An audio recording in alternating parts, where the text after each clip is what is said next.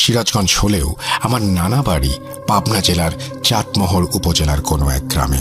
আমি আমার নানা বাড়ি থেকেই এসএসসি পর্যন্ত পড়ালেখা সম্পন্ন করেছি, কারণ আমার বাবা মা ঢাকাতে চাকরি করত, আমাকে এক্সট্রা সময় তারা দিতে পারত না। আমার এক মামা আমার সমবয়সী হওয়ায় আমাকে আমার নানা বাড়ি খালার কাছে রেখে দেয়। তো যাই হোক, এবার ঘটনায় আসা যাক। শুরুতেই বলতে চাই, এটি একটি বাস্তব ঘটনা এবং আমার সাথেই ঘটা। আমি তখন অষ্টম শ্রেণীর ছাত্র। জেএসসি পরীক্ষা শেষ করে ঢাকায় বেড়াতে আসি বাবা মার কাছে। প্রায় 20 দিন পর ঢাকা থেকে বাড়ি যাওয়ার জন্য এয়ারপোর্ট রেল স্টেশন থেকে চাটমোহরের উদ্দেশ্যে রওনা হই। উল্লাপাড়া নামক একটি স্টেশনে কোনো এক সমস্যার কারণে ট্রেনের লেট হয়। আমি চাটমোহর স্টেশনে নামি রাত প্রায় 11:40।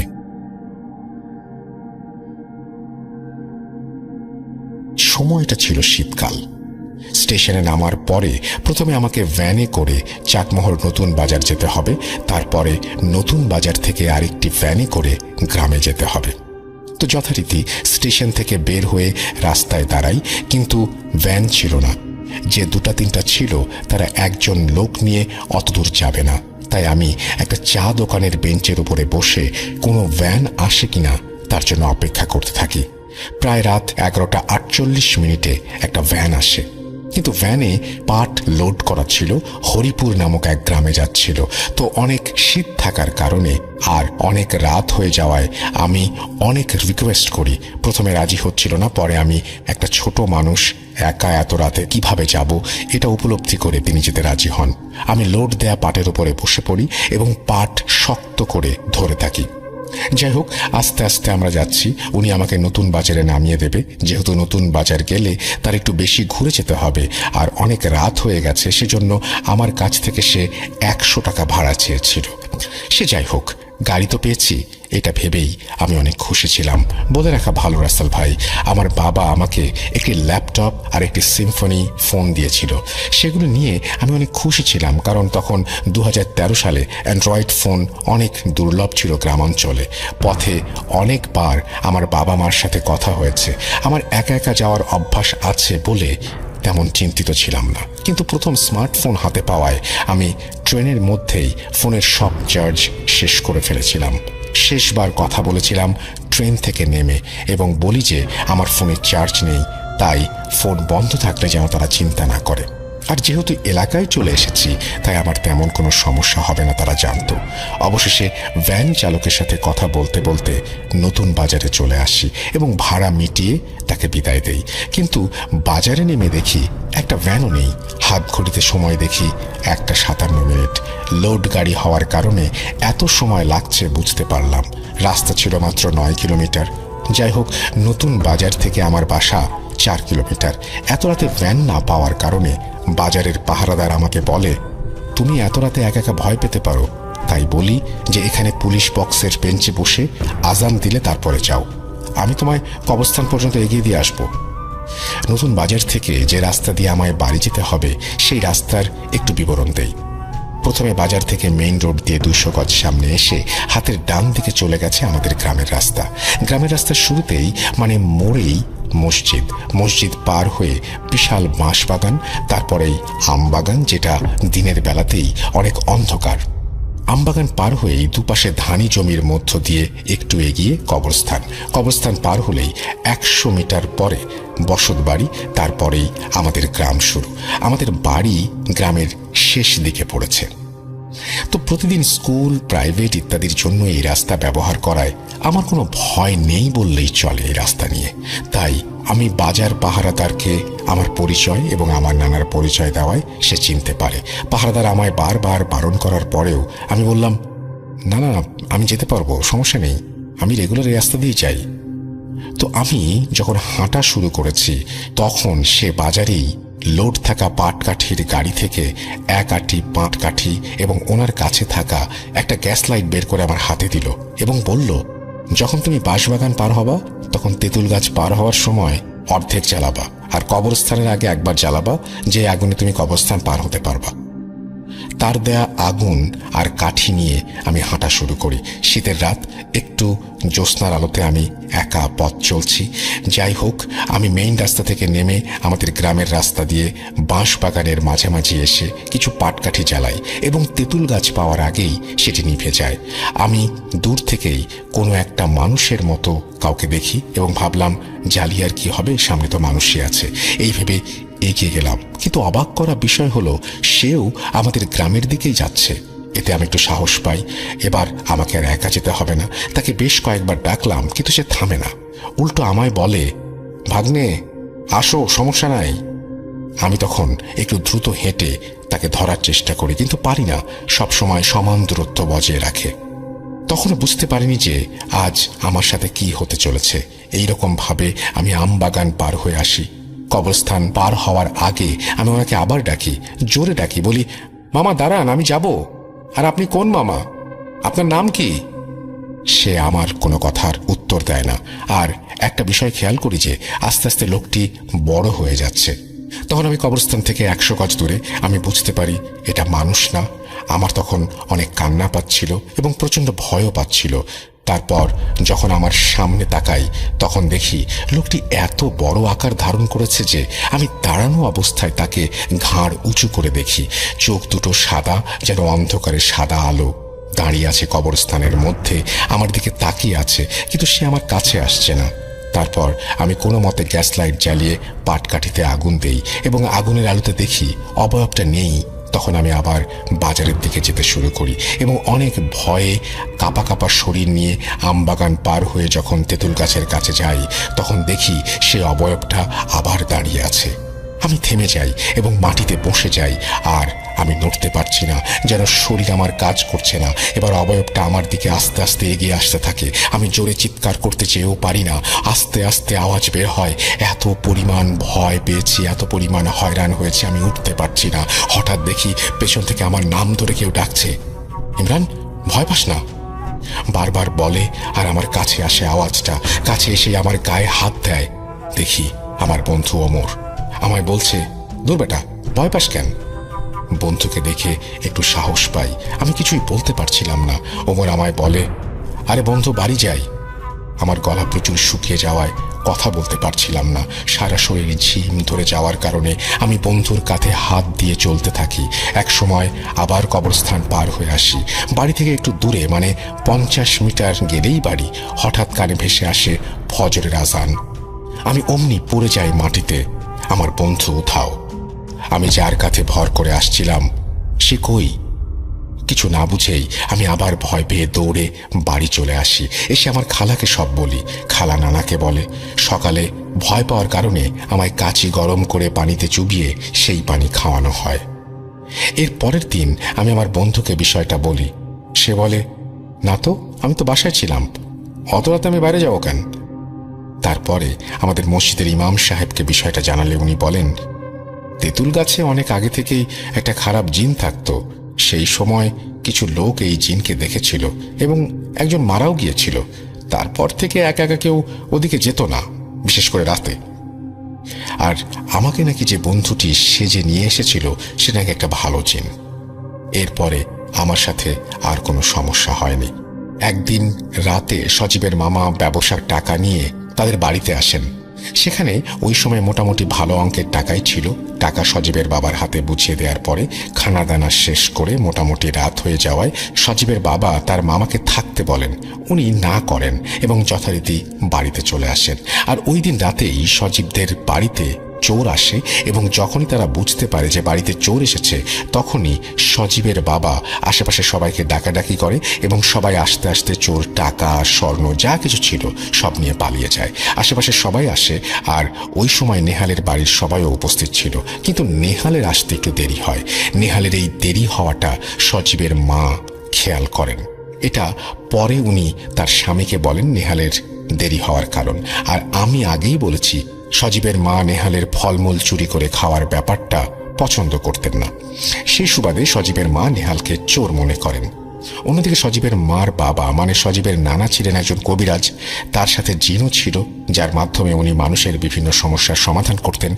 তাই সজীবের মা সজীবের নানাকে নেহালের ওপর একরকম রাগ নিয়েই বলেন যে, বাবা, নেহালি চোর। কারণ যেদিন আমার বাড়িতে চুরি হয়েছিল ওই দিন আমাদের আশেপাশে সবাই আমাদের বাড়িতে আসে, তখন নেহালের পরিবারের সবাইও এসেছিল, কিন্তু নেহালের আসতে দেরি হয়। আর ওর মানুষের কাছে এই ফলমূল খাওয়ার স্বভাবও আছে, তাই ওকে এমন কিছু করেন যাতে জীবনে আর চুরি না করে।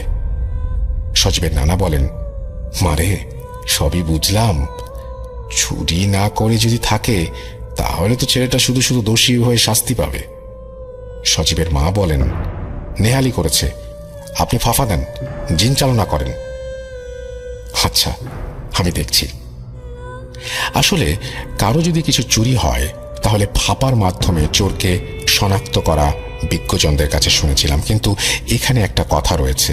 আপনি সন্দেহ করে কয়েকজনের নাম দিতে পারবেন, তাদের মধ্যে যদি চোর থাকে চোর বেরিয়ে আসবে, কিন্তু সজীবের নানা শুধু নেহালের ওপরেই জিন চালনা করেন, যার ফলে 3 দিনের মধ্যে নেহালের ওপরে তার প্রভাব পড়তে শুরু করে।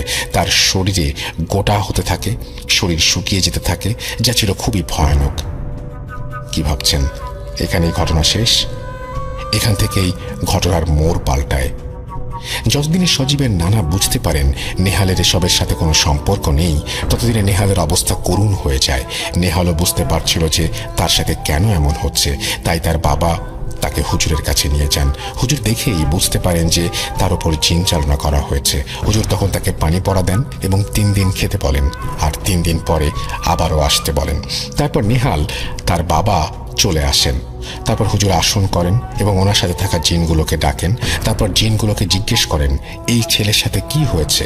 তখন জিনেরা হুজুরকে সবকিছু খুলে বলেন, আর দেখতে দেখতে 3 দিনও শেষ হয়ে যায়।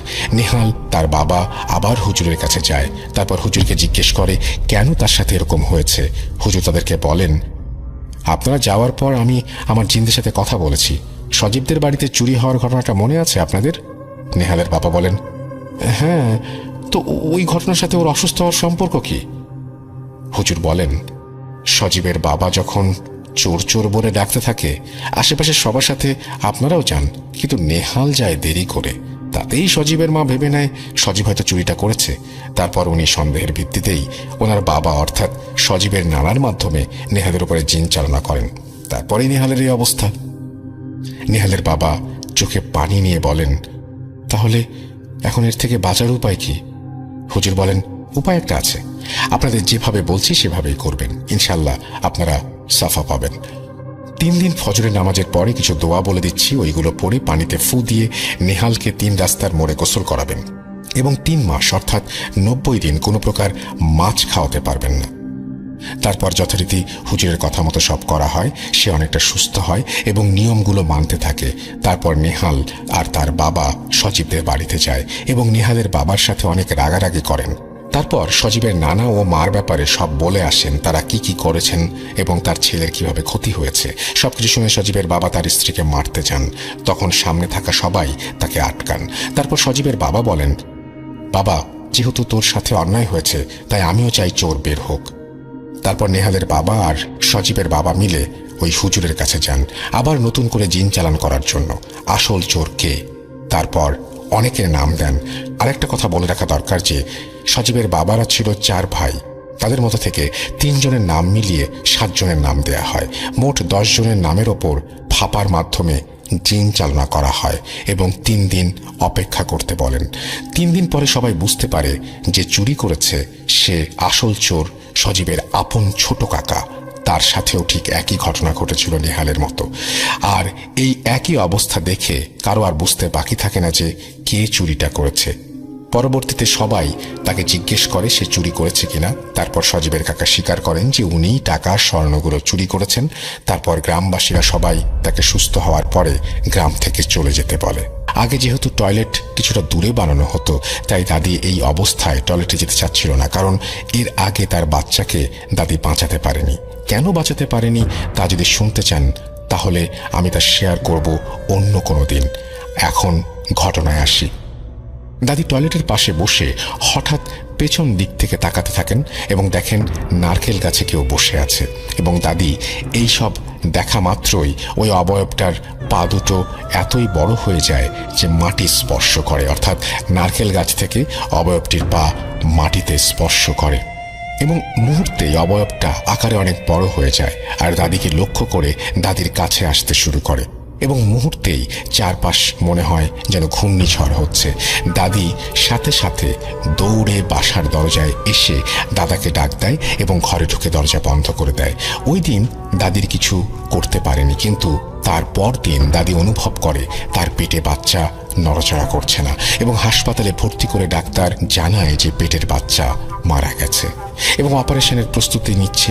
তখন দাদি দেখে তার বাচ্চা পেট থেকে বের হয়ে গেছে কোনো রকম ব্যথা ছাড়াই। ডাক্তার ব্যাপারটাতে অনেক অবাক হন। তারপর আমার আব্বু এবং আমার 2 ফুপু জন্ম নেয়। দাদি এবং বাকিরা সবাই ভেবেছিল ওই রাতের ঘটনা এখানে শেষ। কে জানতো এই ঘটনার ফলাফল এতটা ভয়াবহ হবে। জি, ঘটনার শেষ ওইখানে ছিল না। আমি আমার আব্বুর একমাত্র মেয়ে। 2012 সাল আমি কোচিংয়ে পড়তে যেতাম বিকেলে এবং ছুটি হতো 7:30 থেকে 8টার দিকে। দাদি অনেক সময় আমাকে নিয়ে আসতো। কোচিংটা ছিল অনেক দূরে।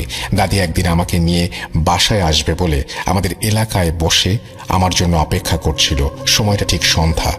তিনি ওই বসা অবস্থায় অনুভব করেন তার শরীরের মধ্যে কেমন একটা অনুভূতি হচ্ছে। না দাঁড়াতে পারছিলেন, এমনকি হাত নাড়াচাড়া করতে পারছিলেন। হাসপাতালে নেয়ার পর জানা যায় দাদি ব্রেন স্ট্রোক করেছেন এবং তার ডান সাইড প্যারালাইজড হয়ে গেছে। দাদি তখন কথাও বলতে পারতো না, মুখটা কিছুটা বাঁকা হয়ে থাকতো। দাদি আগে প্রায়ই হঠাৎ করে পড়ে যেত, কখনো হাত ভাঙে কখনো পা। এবং দাদি একটা কথা বলতো যে কেউ তাকে ধাক্কা দিয়েছে। অবাক করা ব্যাপার এইটা যে দাদি যখন পড়ে যেত তখন আশেপাশে কাউকে দেখা যেত না, এমন কেউ থাকতো না যে ধাক্কা দেবে। আর একটা কথা বলি, দাদি 5 ওয়াক্ত নামাজ আদায় করত। যখন স্ট্রোক করে তারপর থেকে নামাজ পড়া বন্ধ হয়ে যায়, কারণ তিনি নড়াচড়াই করতে পারতেন না। একদিন আমি স্কুল থেকে আসি এবং সবাই দাদিকে বলে আমার হাতটা ধরতে, এর কারণ দাদিকে হাতের ব্যায়াম করাতে হতো এবং বিভিন্ন জিনিস ধরানোর চেষ্টা করতে বলতো। তাই আমি হাতটা ধরে চেষ্টা করি। দাদি আমার হাত ধরে এবং আমি অনুভব করি দাদি অনেক শক্ত করে ধরেছে। আমি আমার হাত নাড়াতে পর্যন্ত পারছিলাম না। আমি দাদির দিকে তাকাতে তিনি দাঁত শক্ত করে এবং চোখ একদম লাল আর মুখে একটা শয়তানি হাসি ফোটান। আমি জানি না তখন আমার ভেতর থেকে প্রশ্ন আসলো যে যেই মানুষটা কিছুক্ষণ আগে পর্যন্ত হাত দিয়ে আমার হাত ধরতে পারছিল না, অন্যের সাহায্য নিচ্ছিল, সে কিভাবে এত শক্ত করে আমার হাত ধরে আছে। আমি তখন বলি আমার কোচিংয়ে যেতে হবে, হাত ছাড়েন। তখন আমার বড় ফুপু আমার হাতটা ছাড়িয়ে দেয়। আমার ওই দিন থেকে সন্দেহ হয় যে দাদির কিছু একটা হয়েছে আর ওই হাসিটা দাদির না। কিন্তু কি হয়েছে তা বুঝে উঠতে পারছিলাম না। বলে রাখি আমার বয়স তখন 11 বছর। বুঝতেই পারছেন ওই বয়সে যতটুকু বুঝেছি তাই অনেক। তারপর দিন সকালে আমি আমার ফুফাতো ভাই বোনদের উঠোনে বসে আছি। আমার ফুফাতো বোন উঠে বাড়ির মেইন গেট লক করে দিয়ে আমার সাথে এসে বসে। কিছুক্ষণ পর গেট নিজে থেকেই অনেক জোরে খুলে যায় এবং বাতাস ছিল না। আমাদের গেট লক করা ছিল, কিন্তু এমনই একটা অবস্থা ঘটে যে মনে হচ্ছিল যে বাতাস বা ধাক্কায় এটা খোলা সম্ভব না, তারপরে গেটটা খুলে যায়। আমি ঠিক তখনই দাদির অদ্ভুত কথা বলতে থাকি আর আমি অনুভব করি আমাদের বাড়িটা কেমন যেন ভারী হয়ে গেছে। আমাকে দাদি ছোটবেলায় শিখিয়ে দিয়েছিল প্যারানর্মাল কিছু হলে আয়াতুল কুরসি পাঠ করতে। আমি আন্দাজ করতে পারছিলাম যে দাদির ওপরে কিছু ভর করেছে, কিন্তু সঠিকভাবে অনুমান করতে পারছিলাম না। আর এইটাও বুঝতে পারছিলাম যে বাড়িতে আমি ছাড়া অদৃশ্য কিছু প্রবেশ করেছে। আপনাদের মনে প্রশ্ন উঠতে পারে যে 11 বছর বয়সে এত কিছু আমি কিভাবে বুঝলাম। এই উত্তরে আমি বলবো আমি জানি না কিভাবে বুঝলাম। আমি এইসব ব্যাপারে বুঝতে পারি, হয়তো আল্লাহ আমাকে এইসব ব্যাপার বুঝতে পারার ক্ষমতা দিয়েছেন।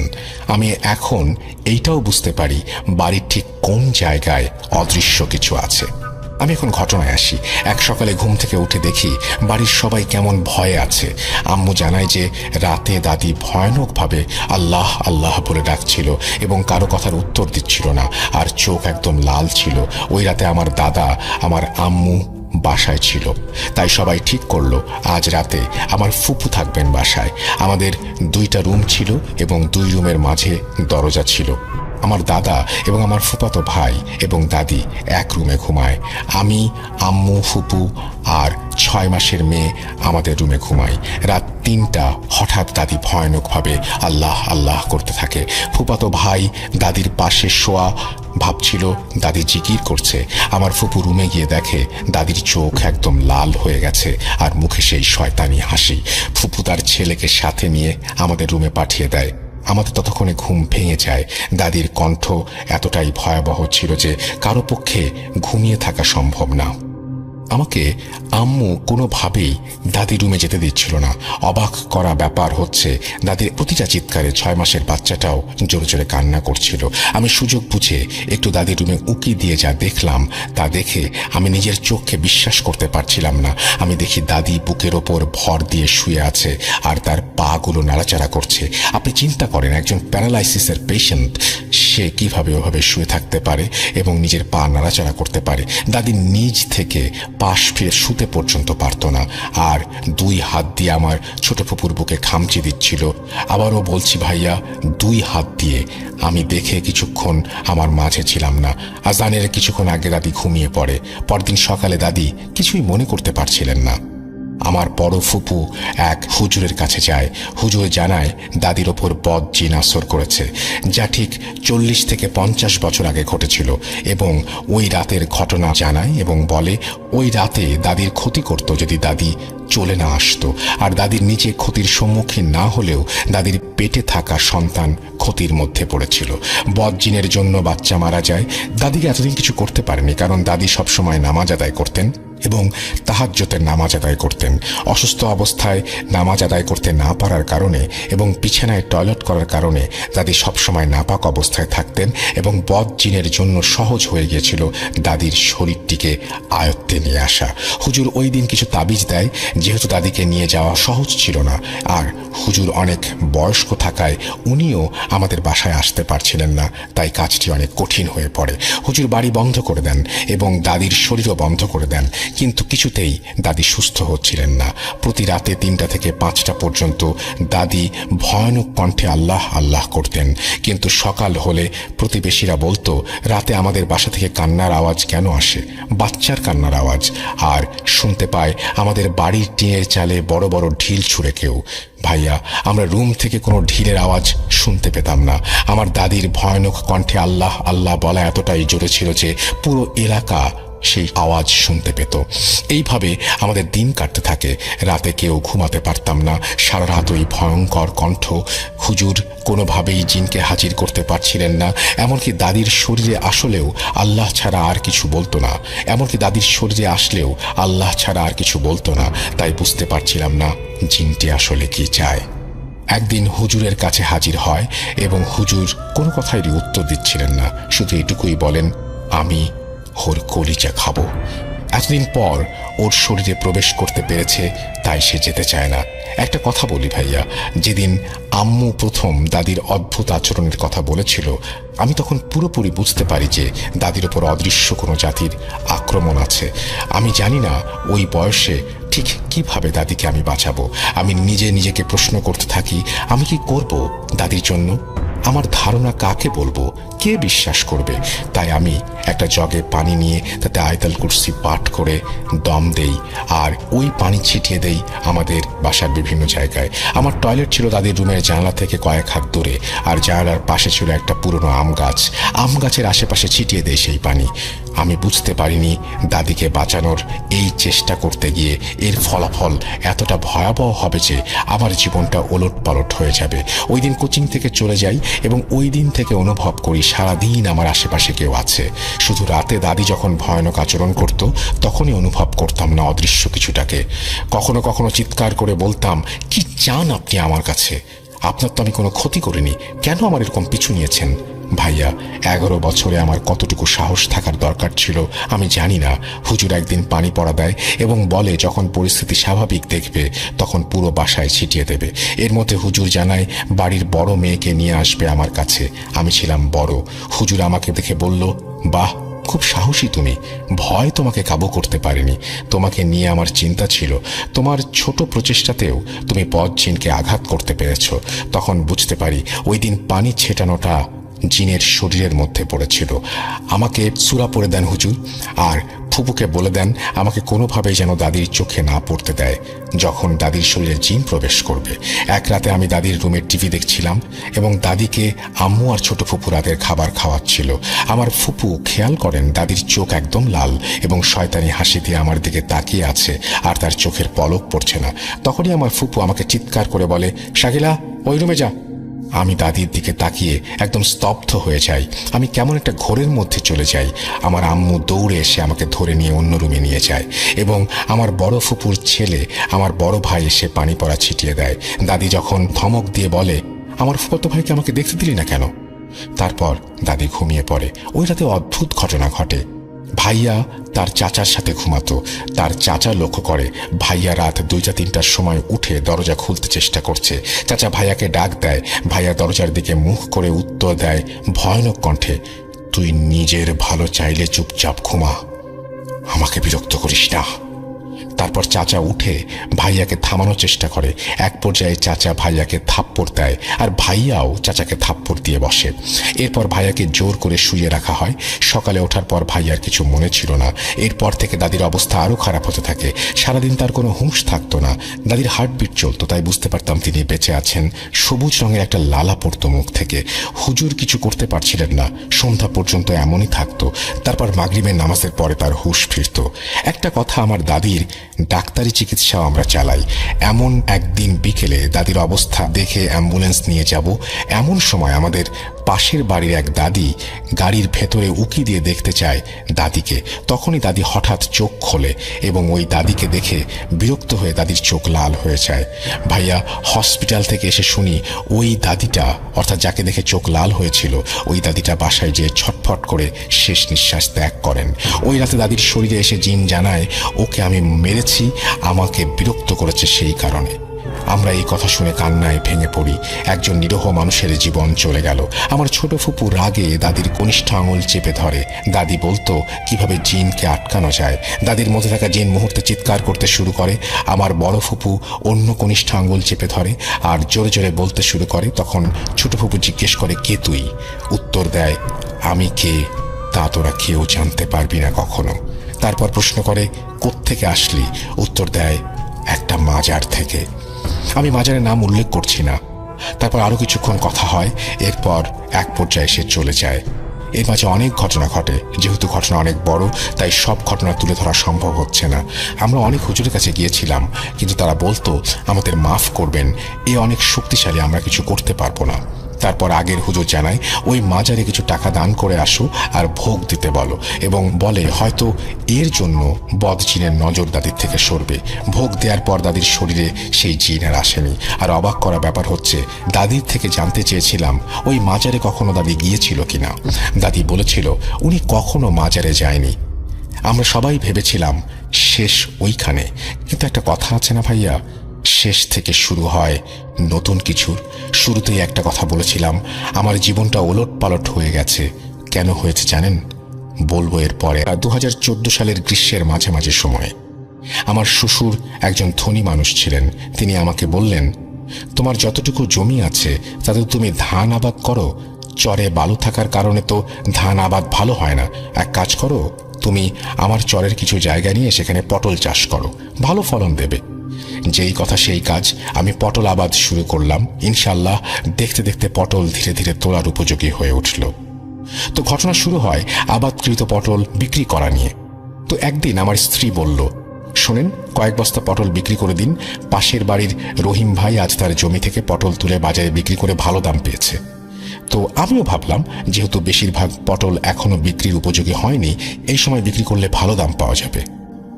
যেহেতু তিনি একটু আগে চাষ শুরু করেছিলেন, তো যেই কথা সেই কাজ। দুপুরে রোদ বেশি হওয়ার কারণে বিকেলে পটল তুলে বাজারে বিক্রি করতে নিয়ে যাওয়ার জন্য প্রস্তুতি নেই। তারপর একটা সাইকেলে করে 2টা বস্তা নিয়ে 4টার দিকে আমি রওনা দেই। বাসা থেকে 4-5 মাইল দূরে হবে বাজার। বাজারে যাওয়ার রাস্তার খানিকটা বিবরণ দেই। 1 কিলোমিটার পর্যন্ত দুই পাশে ফসলি জমি, তারপর বড় চর, তারপর 3-4 চারটে বড় বাঁশঝাড়, এরপর একটা ভাঙা ব্রিজ, সেই ব্রিজকে নিয়ে অনেক ভৌতিক ঘটনা রয়েছে। তারপরে 1 কিলোমিটার দূরে বাজার। তো বাজারে পৌঁছলাম যখন, তখন আনুমানিক 6:30। বাজারে বেশি পটল না আসায় পাইকারিরা আমার সামনে ভিড় জমাতে শুরু করে। খুব তাড়াতাড়ি আমার সব পটল খুব ভালো দামে বিক্রি হয়ে গেল। ততক্ষণে এশার আজান দিয়ে দিয়েছে। আমি বাজারের এক পাশের এক মসজিদে নামাজ পড়ে রওনা দিলাম। রাত আনুমানিক 8টা। গ্রীষ্মের সময়, চারিদিকে শুনশান, একটা গাছের পাতা পর্যন্ত নড়ছে না। কি ভয়াবহ নির্জনতা। আমি সাইকেল চালিয়ে যাচ্ছি আর ভাবছি আজ ভালোই ইনকাম হলো। এই কথা ভাবতে ভাবতে আমি যেই ভাঙা বৃষ্টির কাছাকাছি চলে আসি, তখনও আমার মনে বিন্দুমাত্র ভয়ের ছিটে ফোটা নেই। আমি স্বাভাবিকভাবে ব্রিজের ওপর সাইকেল চালিয়ে উঠলাম। ব্রিজে ওঠার সঙ্গে সঙ্গে আমার সাইকেলের চেন পড়ে গেল। আমি একটু বিরক্ত হয়ে চেন তুলতে লাগলাম। এরপর চেন তুলে যেই না ব্রিজ থেকে সাইকেল চালিয়ে নামতে যাব, তখন দ্বিতীয়বার চেন পড়ে। আমি ব্যাপারটি স্বাভাবিকভাবেই নিই এবং একইভাবে আমি সাইকেলটি হাতে নিয়ে ব্রিজটি পার হই। তারপরে সাইকেল চালাতে লাগলাম। সামনে একটা চর, চারপাশে শুনশান, কিছুটা জ্যোৎস্নার ম্লান আলো। যেহেতু বালু, সেহেতু আমি সাইকেল থেকে নেমে হেঁটে যেতে শুরু করলাম। চরের মাঝামাঝি আসতেই সাইকেল যেন পটল নিয়ে যাওয়ার সময় যেমন ভারী ছিল তেমন ভারী হয়ে গেল। আমি ভাবলাম হয়তো বালুর কারণে সেটা হচ্ছে। আমি কোনো রকম প্যারানর্মাল কিছু আমি মনে করিনি, কিন্তু খটকা লাগে তখন যখন আমি চর পার হয়ে মাটির কাঁচা রাস্তায় উঠি। রাস্তায় ওঠার পর কিছু দূর যাওয়ার পর আমার সাইকেলের পেছনের সিট অনেক ভারী হয়ে যায়, মনে হয় কেউ বসে আছে, এবং আমি অনুমান করি, কিন্তু পেছনে ঘুরে দেখি কিছু নেই। আবার চলতে শুরু করি। কিছু দূর যাওয়ার পর আমার পেছনে কোনো ভারী কিছুর উপস্থিতি আমি অনুভব করতে শুরু করি। আমি সেই অদৃশ্য ভারী জিনিসটির জন্য সাইকেলটা চালাতেই পারছি না। তারপর আমি কিছুটা ভয় পেতে শুরু করি। তখনও আমি কিছু দেখিনি। এরপর আমি যখন বড় বাঁশঝাড়ের সামনে, তখন আমার তৃতীয়বারের মতো সাইকেলের চেন পড়ে যায়। আমি চেন তুলে সাইকেলে বসতে যাব এবং সবেমাত্র চালাতে শুরু করব, সেই সময় বাঁশঝাড় থেকে কর্কশ শব্দ ভেসে আসে, তুই আজ বাড়ি ফিরতে পারবি না, তুই আজ মরবি। এটা শুনেই আমি খুব ভয় পেয়ে সাইকেল জোরে চালাতে শুরু করি। তখন বাড়ি থেকে 1 মাইল দূরে। আমি তখনও জানি না যে আমার জন্য কি চূড়ান্ত বিপদ অপেক্ষা করছে। আমি যখন দুই পাশে ফসলি জমির মাঝ দিয়ে কাঁচা রাস্তা ধরে সাইকেল চালিয়ে যাচ্ছি, আমার সাইকেলের পেছনে ভারী কিছুর উপস্থিতি আমি আবারও অনুভব করি। প্রথমবার ঘুরে পেছনের সিটে দেখি কিছু নেই। যত বাড়ির দিকে এগোচ্ছি ততই যেন সাইকেল ভারী হয়ে আসছে। একবার বিরক্ত হয়ে ভয়ে আমি পেছনে তাকাই, আর মুহূর্তে আমার হার্ট অ্যাটাক করার মতো অবস্থা হয়ে যায়। যা দেখি তা কোনো মানব সন্তানের পক্ষে দেখা সম্ভব না। আনুমানিক 3 থেকে 4 বছরের একটা বাচ্চা তার পেছনের সিটে বাবু হয়ে বসে আছে, আর তার চোখ দুটো ভয়ানক রকমের লাল, হাত দুটো মাটি পর্যন্ত নেমে গেছে এবং হাত দুটো একটু বেশি লম্বা, এবং শরীর তার লোমে ভরা। এক দৃষ্টিতে সে আমার দিকে তাকিয়ে আছে আর মিটমিট করে হাসছে। বাচ্চাটার সারা শরীর চাঁদের মতো জ্বলছে। এটা দেখে আমি আর সহ্য করতে পারলাম না। আমি সাইকেল থেকে এক ঝাঁপ দিয়ে নেমে ফসলি জমির মাছ দিয়ে দৌড়াতে শুরু করলাম। সেই অবয়বটাও হামাগুড়ি দিয়ে আমার পেছন পেছন, ঠিক কুকুর যেভাবে দৌড়ায় সেভাবে আসছিল।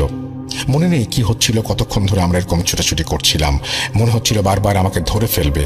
এক সময় হঠাৎ করেই খেই হারিয়ে পড়ে যাই। তারপর আমার আর কিছু মনে নেই। এরপর আমি আমার নিজেকে আমার বাড়িতে আবিষ্কার করি। তখন আমার মাথায় প্রচণ্ড ব্যথা, গায়ে জ্বর। এরপর 1 সপ্তাহ পর আমি সুস্থ হই। কবিরাজের কাছে ঝাড়ফুঁক নিতে যাই।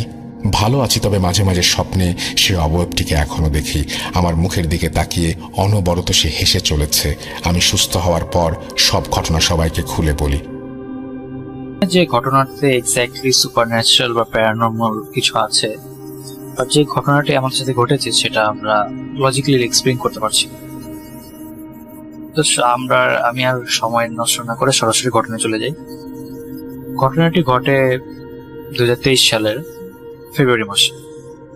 আমি আমার সব বন্ধুদেরই ছদ্মনাম ইউজ করবো, আসল নামটা ইউজ করবো না ওদের প্রাইভেসির কারণে। আমার বন্ধু জিদান, সে মালয়েশিয়া একটা ইউনিভার্সিটিতে পড়ে। তো সেমিস্টার ব্রেকের কারণে ফেব্রুয়ারিতে সে বাংলাদেশে ব্যাক আসে। ব্যাক আসার পর আমাদের সব বন্ধুদেরকে একদিন সে তার বাসায় দাওয়াত দেয়। তো বাসাটি হচ্ছে সাভারের একটা সোসাইটির ভিতর। সোসাইটিটা খুব বড় এবং খুব সুন্দর।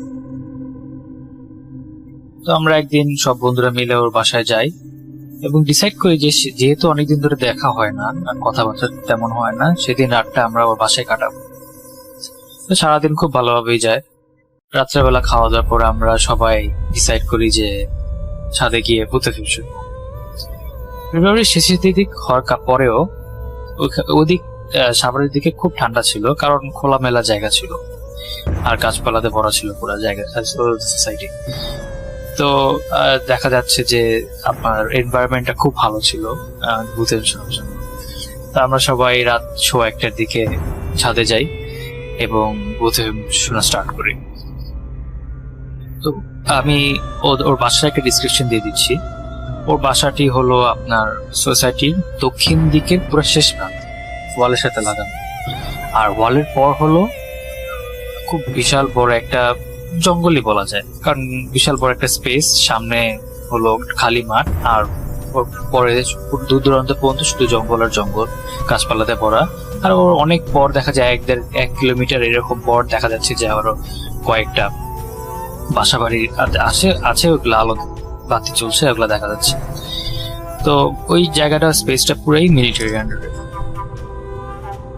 তো আমরা এরকম বলতে স্টার্ট করে দেখা যাচ্ছে যে আধা ঘন্টা 40 মিনিট হয়ে যাচ্ছে, কিন্তু খুব ভালো লাগছে না, স্টোরি গুলো এত ভালো লাগছে না। আর দেখা যায় সব একসাথে হওয়ার কারণে মাঝখান দিয়ে অনেক গল্প গুজব হচ্ছে, তো ওইভাবে মানে ক্লিয়ারলি ফোকাসও করতে পারছি না স্টোরিতে। তো আমরা প্রতিদিন শোনা বন্ধ করে ডিসাইড করি যে সবাই সবার পার্সোনাল কোন এরকম এক্সপিরিয়েন্স থাকলে ওইটা শেয়ার করবো। তো আমার এক বন্ধু বলে আমার একটা আছে এরকম এক্সপিরিয়েন্স, আমাদের তো বাসায় ফ্যামিলি প্রবলেম হয়েছে, অনেক ব্ল্যাক ম্যাজিক হয়েছে আমাদের সাথে, তো দেখা যায় ওটা ছুটানোর জন্য রোকেয়া করছে। তো আমরা বেশিরভাগ বন্ধুরা এই রোকেয়া ব্যাপারটা বুঝতাম না, ওই সময় জানতাম না রোকেয়া জিনিসটা কি। আমার এক বন্ধু জানতো এবং সে লাভ দিয়ে উঠে হঠাৎ করে যে আসলে তোর বাসায় রোকেয়া করা হয়েছে, তো তাহলে তো আসলে একটা রিয়েল স্টোরি, এটা কোনো ভুল ত্রুটি হওয়ার কথা না, কারণ যেহেতু তোর ফ্যামিলিও এখানে তোর ইনভলভ আছে। তা আমরা ওকে জিজ্ঞেস করি যে কেন, ব্যাপারটা কি রিয়েল কেন, রোকেয়া কি জিনিস? তো বলে যে রোকেয়া হলো ইসলামিক বইতে জিন আসর করলে বা ব্ল্যাক ম্যাজিক করলে ওগুলো ছুটানোর যে পদ্ধতিটা, ওটাকেই রোকেয়া বলে। তো আমরা খুব এক্সাইটেড হয়ে যাই যে একটা রিয়েল ঘটনা আমাদের বন্ধুর সাথে ঘটেছে সেটা শুনবো, কিন্তু ও সেটা বলতে চায় না সহজে, কারণ ও বলে যে ওর ফ্যামিলিতে প্রবলেম হতে পারে এটা বললে। তো আমরা খুব জড়াজড়ি করার পর সে বলে যে আচ্ছা, আমি যতটুকু পারি কম ডিটেলসে আমি স্টোরিটা বলবো। তো বলা শুরু করে যে এরকম রোকেয়া করা হয়েছে ওর, তখন ওকে দেখানো হয়েছে যে বাসার কোথায় এরকম তাবিজ কাগজ লুকানো ছিল, বা বিভিন্ন ব্ল্যাক ম্যাজিক করতে যে আইটেম গুলো ইউজ করা হয় ওগুলো কোথায় লুকানো ছিল সেগুলো দেখায়। তারপর কোন জিন তাদের বাসায় ওদেরকে জ্বালাতনা করছিল সেটাও দেখায়। তো এগুলো বলার মাঝখানে হঠাৎ করে আপনার যে জঙ্গল ছিল, ওই সোসাইটির বাইরে যে মিলিটারি আন্ডারে যে জঙ্গলগুলো ছিল, খুব দূর, সেখান থেকে খুব দূর থেকে আপনার শেলের ডাক শুনে, এবং একটা শেল না, দেখা যায় 15-20টা শেল একসাথে ডাকছে, এরকম একটা আওয়াজ শুনতে পাই খুব দূর থেকে। তো আপনার কয়েক সেকেন্ডের ভিতরেই আমরা বুঝতে পারছি যে শেলের ডাকটা আরো জোরে, মানে ডাকটা আরো জোরে হচ্ছে, সাউন্ডটা বাড়তেছে, আর এবং আরো কাছে আসতেছে আমরা দেখি। তো আমরা একটু ভয় পাই। ও কিন্তু স্টোরি বলতে আছে, কিন্তু একটা সময় এমন হয় আর কয়েক সেকেন্ড পর, ঘটনাটা খুব কম সময় হয়, আর কয়েক সেকেন্ড পর দেখা যাচ্ছে যে আপনার শেলের ডাকটা একদম এবার অনেক জোরে হয়ে গিয়েছে, আর মনে হচ্ছে যে একদম বাসার নিচ থেকে, মানে জাস্ট ওয়ালের বাইরেই বাসার নিচ থেকে আওয়াজটা আসতেছে। তো ওই দিন মেঘলা ছিল আকাশ রাত্রেবেলা, কিন্তু ক্লিয়ারলি সব দেখা যাচ্ছিল। আর এবং আপনার আমাদের বাসার যে মানে ওয়ালের বাইরে ফার্স্টের দিকে সামনে কিন্তু শুধু মাঠ ছিল খালি, ও পরের দিক থেকে একটু পরে গিয়ে জঙ্গলগুলা, গাছপালাগুলা। তো শেয়াল যদি এত সামনে এসে পড়ে তাহলে কিন্তু আমরা ক্লিয়ারলি দেখতে পারবো যে শেয়াল সবটা দেখতে পারলে একটা দুটো তো দেখতে পারবো যে দৌড়াদৌড়ি করছে, কিন্তু আমরা মাঠে কিছু দেখতে পারি, মাঠটা পুরো খালি ছিল, কিন্তু ঠিকই নিচ থেকে শেয়ালের ডাকগুলো শোনা যাচ্ছে, খুব অনেক জোরে শেয়ালের ডাক। কারণ 15-20টা শেয়াল যদি আপনার বাসার নিচ থেকে চিল্লাচিল্লি করে, চিৎকার করে, অবশ্যই সেটা খুব জোরে হবে। আমরা খুব ভয় পেয়ে যাই। তো আমার বন্ধু তো স্টোরি কন্টিনিউ করতে পারে না, মানে এমন মনে হচ্ছে যে ওকে কন্টিনিউ করতে দিচ্ছে না ছেলেটা খোলা। তো আমরা খুব ভয় পাই, এবং আমি আমার বন্ধু জিদান একসাথে আয়াতুল কুরসি পড়া শুরু করি। তখনও চিলাচিলি চলছে শেয়ালের। কিন্তু যেই আয়াতুল কুরসি আমরা পড়া শেষ হয়, সাথে সাথে শেয়ালের ডাকগুলো বন্ধ হয়ে যায়, পুরো পিন ড্রপ সাইলেন্স হয়ে যায়। এমন মনে হয় যে কিছুই হয়নি, এতক্ষণ কোনো শেয়ালের ডাক, কোনো শেয়ালে নিয়ে আশেপাশে কিচ্ছু হয়নি, এমন সাইলেন্ট হয়ে যায় পুরো এনভায়রনমেন্টটা। তো আমরা খুব ভয় পাই অবশ্যই, কারণ ও এমনি বলছিল যে বললে সমস্যা হতে পারে। তারপর বলার মাঝখানে এরকম কিছু একটা হয়ে গেছে, তো আমরা তখন আর সাথে থাকি না, এসে পড়ি। তা আমি রাসেল ভাই, আমি সেটাই এক্সপ্লেন করতে পারছি না যে এমন একটা জিনিস কেন হলো। যদি শেয়ালের, বুঝতে পেরেছি যে আপনার গলা মার থাকার কারণে ভয়েস ইকো করে, ভয়েসটা আরো কোনো ভয়েস বা চিৎকার চেঁচামেচি হলে আরো জোরে আসে, দূর থেকে মনে হয় যে আরো কাছে জিনিসটা, কিন্তু আওয়াজটা অনেক দূরের থেকে আসতেছে, বাট মনে হচ্ছে যে অনেক কাছে। কিন্তু এমন একটা আওয়াজ যদি আপনার মনে হয় যে বাসার নিচে এসে পড়েছে, তাহলে তো অবশ্যই শিয়ালগুলো নাইলেও তো দেখা যাবে যে আপনার মাঠে আছে বা গাছপালা থেকে বের হয়ে মাঠে এসেছে, এটা তো দেখা যাবে। বাট আমরা শিয়ালগুলো, একটা শিয়ালও দেখি নেই সেদিন রাতে আশেপাশে, এবং প্রত্যেকটা শিয়ালের ডাকি আপনার আয়াতুল কুরসি পড়ার সাথে সাথে বন্ধ হয়ে গেছে। এটা তো হওয়ার কথা না। আমি শিয়ালের ডাক আয়াতুল কুরসি পড়ার সাথে সাথে বন্ধ কেন হবে? ওরা তো ওদের মতো ডাকতেই হয়, হতে পারে কোনো কারণে চিলাচিলি করছে যারা, তাদের। কিন্তু আয়াতুল কুরসি পড়ার সাথে সাথে সেটা বন্ধ হয়ে গেছে, আর কোনো একটা ফোটা ডাক আমরা আওয়াজ পাইনি ওর পরে। তো আমি ঘটনাটা এক্সপ্লেন করতে পারিনি, আর আমার বন্ধুদের সাথেও কয়েকবার ডিসকাস করেছি এই ঘটনাটা নিয়ে, কিন্তু আমরা কেউ কোনো লজিক্যাল একটা এক্সপ্লেনেশন যে বের করতে পারবো সেটা পারিনি। এরপর আমাদের সাথে আর কোনো ঘটনা ঘটেনি ওই দিন, সেদিন রাতের পর। আর আলহামদুলিল্লাহ এখন সবাই ভালো আছে। কুঞ্জের দোহারে, এবং ঘটনাটি দোহারেরই। ও ছোট থাকতে বাংলাদেশে একবার ঘুরতে গিয়েছিল। ওর দোহারে হচ্ছে ফুপুর বাড়ি। সো ও আমাকে যেভাবে বলছে আমি সেভাবে আপনাকে বলার চেষ্টা করছি। ওরা নাকি সন্ধ্যাকালীন একটা সময় সবাই মিলে, ওর ফ্রেন্ডরা মিলে বাড়ির বাহিরে খেলছিল। বাড়িটার আশেপাশে অনেক অনেক গাছপালা ছিল, এবং সামনে একটা ডোবা ছিল, এবং একটা অনেক বড় হিজল গাছ ছিল। এবং বাড়ির যে বড়রা আছে, ফুপু এবং ওর মা হচ্ছে বাসায় সামনে বসে সবজি কাটছিল আর কিছু একটা করছিল, এবং ওরা খেলছিল। ও হঠাৎ করে দেখতে পায় যে আকাশের মধ্যে একটা আগুনের গোলার মতো, পাতিলের মধ্যে একটা আগুনের গোলা উড়ে উড়ে যাচ্ছে। ও এবং ওর ফ্রেন্ডরা ওটা ফলো করার পরে ওটা ওই ডোবাটার কাছে যায়, যে দেখে যে হিজল গাছটা ভাগ হয়ে যাচ্ছে। এটা দেখে ওরা খুব ভয় পায় এবং ওর মাকে ডাক দেয়, ফুপুদের ডাক দেয়। ওনারা তড়িঘড়ি করে আসার পরে দেখে যে ওই গাছটা দুই ভাগে ভাগ হয়ে যাচ্ছে, এবং ওই পাতিলাটা ওটার মধ্যে ঢুকে যাচ্ছে, এবং ঢুকে ওটা আস্তে আস্তে হয়ে গেল, পুরো মিশে গেল গাছটা, মানে যে কিছুই হয়নি এরকম একটা কিছু হলো। এই জিনিসটা সবাই দেখলো, সবাই দেখে তো খুব ভয় পেয়ে গেল। বাট এরপরে আর কিছুই হয়নি, এই জিনিসটা হয়েছে। এবং ও এটা আরো একবার দেখেছে, এটা ছিল খুব আগের ঘটনা, এবং রিসেন্টলি ও দেখেছেন করোনার পরে। এটা আমাদের বিয়ের পরে, আমরা তখন দেশে ছিলাম, লকডাউনের মধ্যে ও এবং ওর ফ্রেন্ডরা মিলে আড্ডা দিচ্ছিল একটা খোলা মাঠের মতো জায়গায়। তো ওইখানে ওরা সন্ধ্যাকালীন সময় আড্ডা দিচ্ছিল সবাই মিলে, ওর ফ্রেন্ডরা ছিল, ও ছিল। হঠাৎ করে দেখতে পায় যে আকাশের মধ্যে সেম ছোটবেলায় যে আগুনের পাতিলাটা দেখেছিল, ওই সেম আগুনের পাতিলাটা উড়ে উড়ে আসছে। ওরা ওটা দূর থেকে লক্ষ্য করে, কারণ এরকম জিনিস তো অনেক উজ্জ্বল জিনিসটা দেখা যাচ্ছে। ওটা দেখে বুঝতে পারে, ওর আগের কথাটা মনে পড়ে যায়।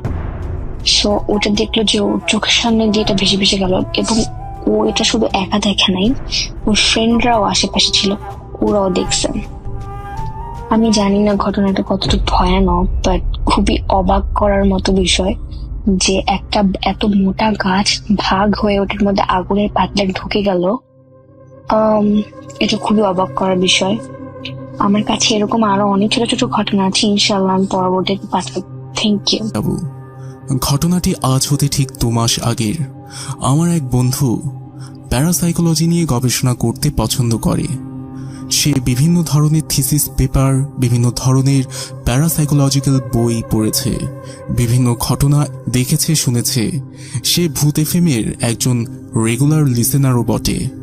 কিন্তু সমস্যাটা হচ্ছে সে প্র্যাকটিক্যালি বিষয়গুলোকে অনুভব করতে চায়। কেননা যা সে শুনেছে বা যা সে পড়েছে সে ততক্ষণ না বিশ্বাস করতে পারবে যতক্ষণ না তার সাথে সেটা ঘটবে।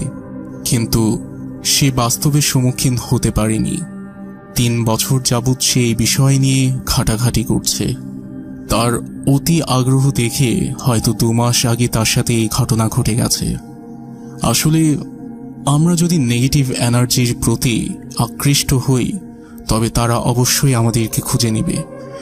মূলত এই শিক্ষাটি আমি আমার এই বন্ধুর ইচ্ছে হতে পেয়েছি, এই ঘটনা হতে শিখেছি। তো আজ হতে ঠিক 2 মাস আগে আমার বন্ধু তার কলিগদের সাথে একটি জনবহুল পর্যটক কেন্দ্রে অবস্থান করে ঘুরবার জন্য।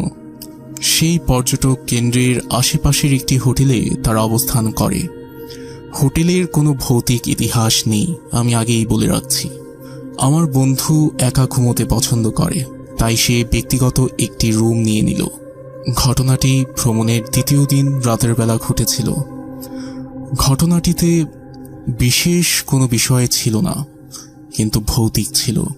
যেসব ঘটনা আমরা সচরাচর শুনে এসেছি সেসব বিষয়ই ঘটেছিল। কিন্তু একবার ভাবুন তো, যে সেই ঘটনাগুলো বাস্তবে আপনার সাথে ঘটছে। আপনি এটা শুনেছেন কিন্তু আপনার সাথে ঘটছে, তখন সেই সাধারণ ঘটনাও আপনার কাছে কেমন লাগবে? আমার বন্ধু যেভাবে বলেছিল আমি ঠিক একইভাবে এই ঘটনাটাকে বর্ণনা করছি। রাত তখন 2টা বাজে। আমার ঘুম হঠাৎ ভেঙে গেল। মনে হলো কেউ আমার হাতের উপর হাত রেখেছে। আমি যখন হাতটা উঠলাম তখন দেখলাম আমার হাতে একটা আঁচড়ের দাগ। কিন্তু আমার খুব ভালোভাবে মনে আছে যে আমার হাতে কোনো আঁচড়ের দাগ ছিল না। দাগটা খুব অদ্ভুত, মানে জায়গা থেকে রক্ত বের হচ্ছিল না, কিন্তু আমার হাতের মাংস অব্দি জায়গা কেটে গেছে। আমি উঠে বসলাম। আমি ব্যথাও অনুভব করছিলাম না। আমি উঠে বাথরুমে গেলাম।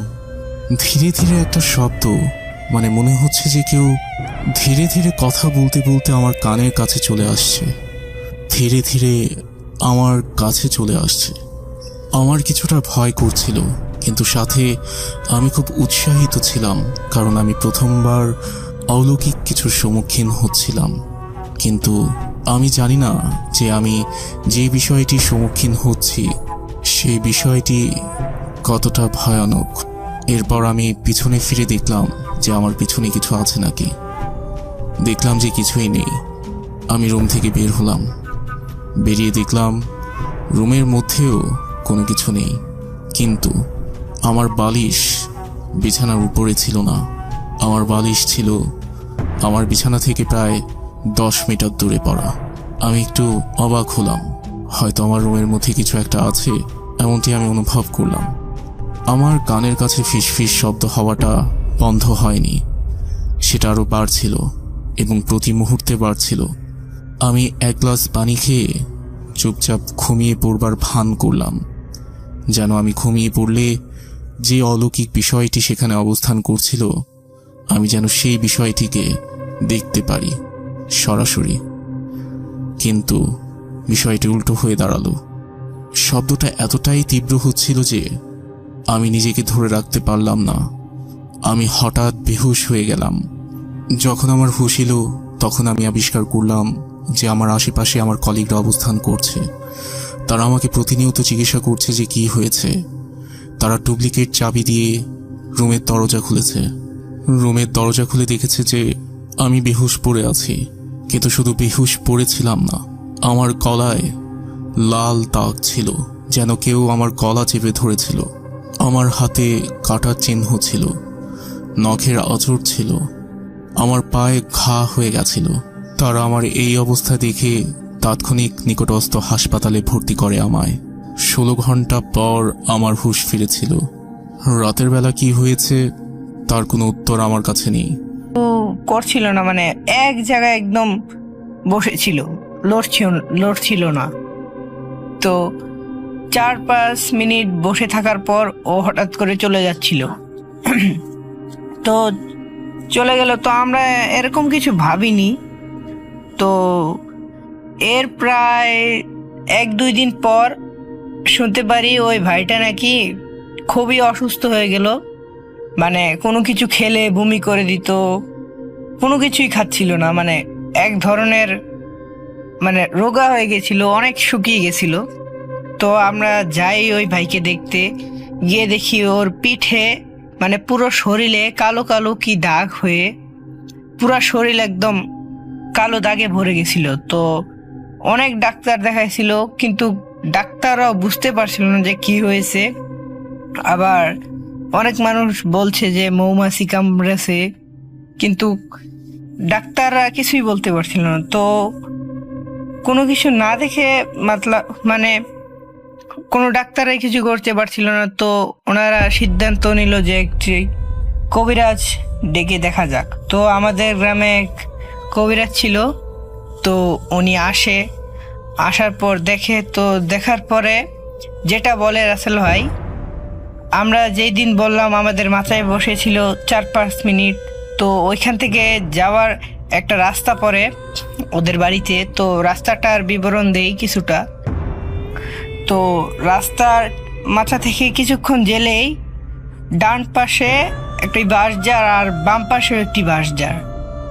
তো এর প্রায় 20 পা হাঁটলে সামনে একটা বট গাছ ছিল, আর বট গাছ থেকে আর 50 মিটার দূরে একটি কবরস্থান ছিল।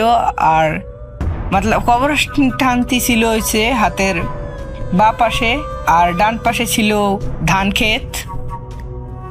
তো কবিরাজ বলল যে ওই ধান গাছের মানে হচ্ছে কবরখানার কাছ দিয়ে যাচ্ছিল, তো ওইখানে একটি দুষ্ট জিন বসেছিল। তো ওকে দেখে জিনটি ওকে ক্ষেতের মধ্যে 2-3 বার আছাড় মারছিল। তো এভাবে লোকজনের মুখে শোনা যায় যে যারা প্রতিবন্ধী মানসিকভাবে তাদের শরীরে একটু শক্তি বেশি হয়। তো কবিরাজ বলল ওর শরীরে শক্তি বেশি ছিল বলে ও বেঁচে আছে এখনো, নয়তো ওইখানে জিনটি ওকে মেরে ফেলতো। তো এভাবে কবিরাজ বলে পানি পড়া দিয়ে ঝাড়ফুঁক করে চলে গেল। তো এরপরেও কিন্তু রাসেল ভাই ঠিক হচ্ছিল না। তো ডাক্তার দেখাচ্ছিল, হাসপাতাল নিয়ে গেছিল, মানে অনেক রোগা হয়ে গেছিল, প্রায় একদম শুকিয়ে কাঠ হয়ে গেছিল। তো হঠাৎ একদিন আমরা শুনতে পারি যে ওই ভাইটি হাসপাতালে নিয়ে মারা গেছে। তো রাসেল ভাই এটা যে কিভাবে হলো, কিভাবে মারা গেল, এটা কিছুই জানতে পারছি না, মানে ডাক্তাররাও বলতে পারিনি। আবার কবিরাজ বলেছিল যে ওইখানে জিন এভাবে আর কি খেতে আছাড় মারছিল। তো এটা প্যারানর্মাল নাকি প্যারানর্মাল না রাসেল ভাই সেটা বলতে পারি না।